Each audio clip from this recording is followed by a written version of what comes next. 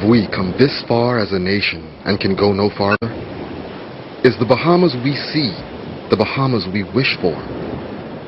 Are the problems we face so deeply entrenched that we cannot escape them? The answer is no to all of the above. Regrettably, the apparent stubbornness of social and economic ills is being made worse by a lack of vision and the absence of a call to action. We simply settle for too much. We settle for an economy whose key pillars are principally owned by foreigners, claiming that our economy is nothing without foreign investment. We settle for high crime and violence, wrongly attributing them to a culture of the marginalized. We settle for a high level of illegal immigration, adapting the defeatist position that our borders are too large and too porous. We settle for poor performance in our school system. The time has come to stop settling. The time has come for a new vision that yanks us from this morass and catapults us to new levels of achievement. That vision will reflect the shared aspirations of the Bahamian people in the short, medium, and long term. That vision is about people. It's about deepening our democracy for our people, and it's about empowering our people.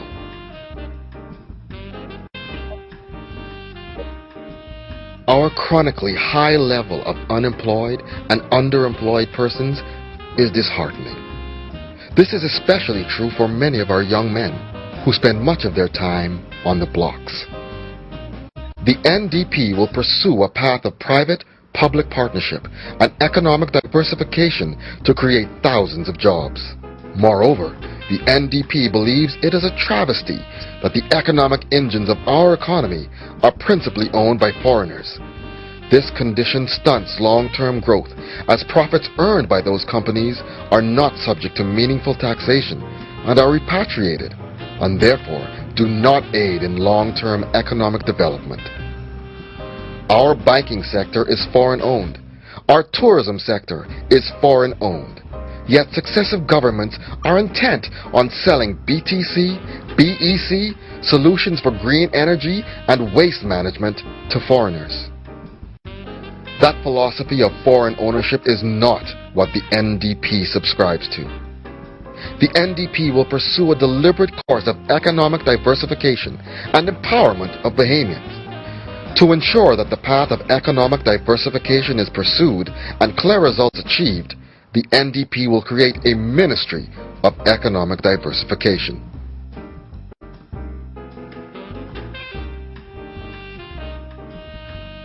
It hardly matters whether the economy is thriving if crime is out of control, as it is today. Consider almost 100 murders annually, a judiciary that does not serve us, a justice system that cannot hold alleged murderers, and drugs and guns that run through the society unabated. The NDP will do what is required to ensure that murderers are hanged expeditiously. The NDP will put in place a social safety net to prevent crime. The NDP will foster a culture of lawfulness by enforcing all laws. We will embark upon the most comprehensive prison reform initiative in our country's history, designed to reduce the recidivism rate, subsidize the cost of imprisonment, and partly compensate victims, all while ensuring that a soon-to-be-released prisoner has resources that will aid his integration process. All of those initiatives will be pursued in the context of meaningful engagement with all sectors of society.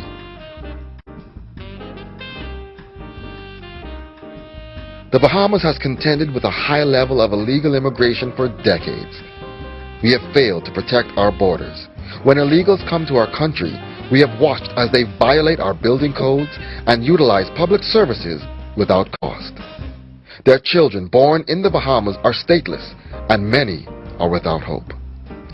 Using satellite technology, we can monitor the southern territorial waters of the Bahamas in real time. This technology is able to detect wooden and metal vessels. As a backup system, infrared buoys will be placed in strategic areas. We will remove shanty towns. We will move speedily to grant citizenship to persons who were born in the Bahamas, to illegal immigrants.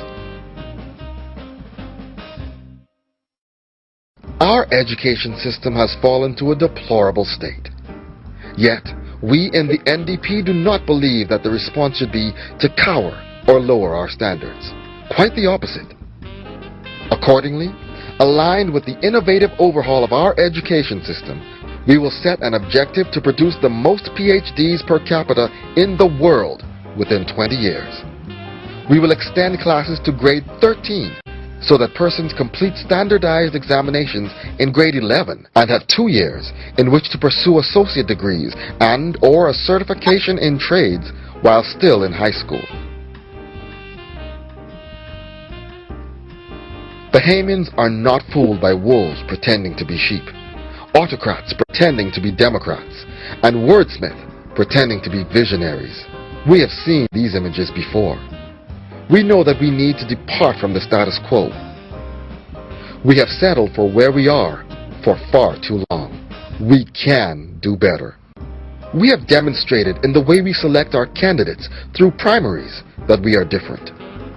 We have demonstrated in the way we select our leaders through public debates and involvement of all our members that we are different. We will put specific draft legislation before the Bahamian people during this campaign to demonstrate our commitment to change. When we take office, our difference will be seen in the strengthening of public institutions. Our difference will be seen in the diminution of the office of Prime Minister. Our difference will be seen in greater levels of accountability. Our difference will be seen in the code of ethics adopted by all NDP parliamentarians. We believe that the achievement of the objectives that we have set will be driven by the meaningful engagement of all sectors of our society, which will require an unprecedented level of transparency and accountability. It will also require a strengthening of the legislative and judicial branches of government while reducing the powers of the executive branch. The era of settling is soon ended. The era of change beckons.